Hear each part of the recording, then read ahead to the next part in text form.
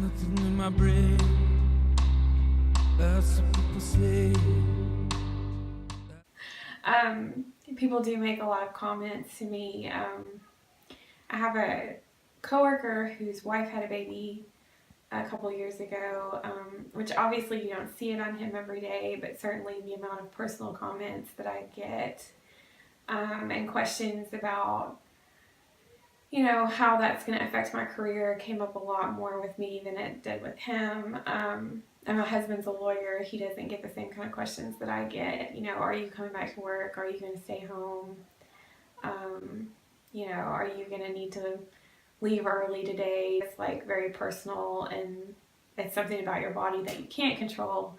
And when people make observations, it can be hard not to feel like they're very unwelcome, or it can make you feel uncomfortable, or it makes me feel uncomfortable sometimes, because I think of all the things that I'm thinking about and trying to handle on a daily basis, and I'm doing all of that in spite of being pregnant, but that seems to be the first thing people comment on when they see me. So it's never, how is your case that you're working on, or what's happening. It's always more about like, oh, you look like you're ready to pop, or you look like you need to put your feet up. How are you doing? How are you feeling? When are you due? Lots of questions like that.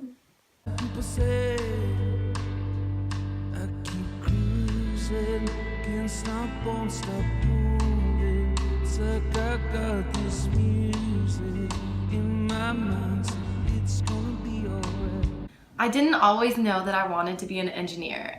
When I first started looking at Belmont, I originally wanted to do the songwriting program, and I was originally enrolled in that, but then I switched because I think it was this kind of drive to like push me to be smarter and everything, especially because my brother's already so like intellectually inclined. That really like pushed me to want to pursue audio engineering. In my mind, so it's gonna be alright. It's the players gonna play. So growing up, I never had a female teacher in one of the science courses that I took, and there's not necessarily one ever teaching it. So that was always very interesting. And then especially when I got to the audio engineering classes at Belmont, I still have yet to have a female audio professor. So that in itself is kind of weird. And then I don't think that my teachers doubt me, and in fact, a lot of them do build me up more, I think, because I'm a female.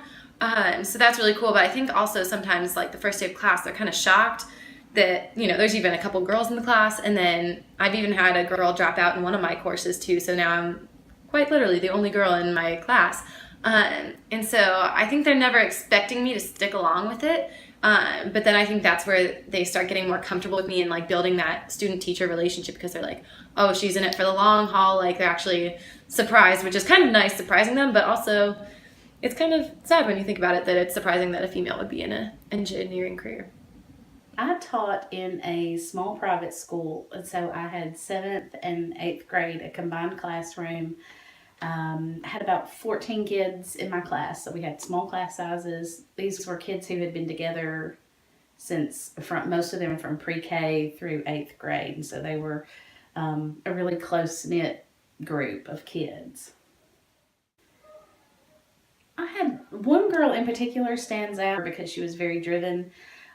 She performed well academically in all of her subjects. She was particularly interested in science and wanted to go into engineering as a career option.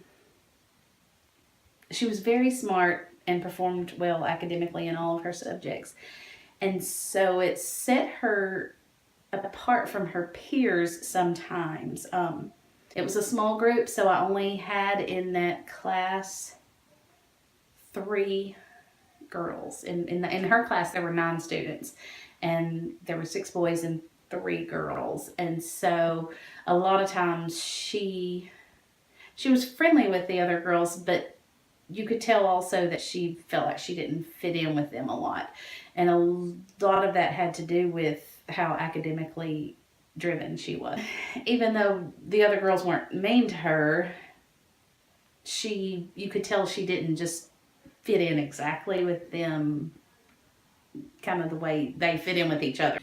Currently, I'm in Audio 1 and I'm in Physics. But next semester I'll be in Audio 2 and Circuit Theory and Electronics, and just a lot more like in-depth like processing courses for my major. And there's mostly males in all of my classes. There's always one or two maybe girls. So that's always kind of interesting. But yeah, it's kind of fun. I don't know. It can be hard. At times you feel like you're not taken as seriously, especially I would say in things more to do with being in court. Sometimes you feel like a judge doesn't listen to you because you're a woman. People don't give you the same amount of authority when you speak. Definitely, I do think with my clients, they look at me differently than they look at a male attorney. There's just a different level of recognition, I think, for men in a field like law. But then in more of the like social aspect of having all boys in my classes, I think that's what gives me the drive, like the competitiveness to like want to do better and like want to succeed, especially when they're not necessarily expecting me to, just because there is only like 5% of females are audio engineers in the music business. So I think that's where I get my drive and like my passion about like, you know, wanting to do really well, and like it's something that I love.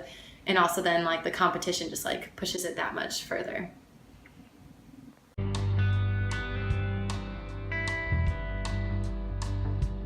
Dancing on my own.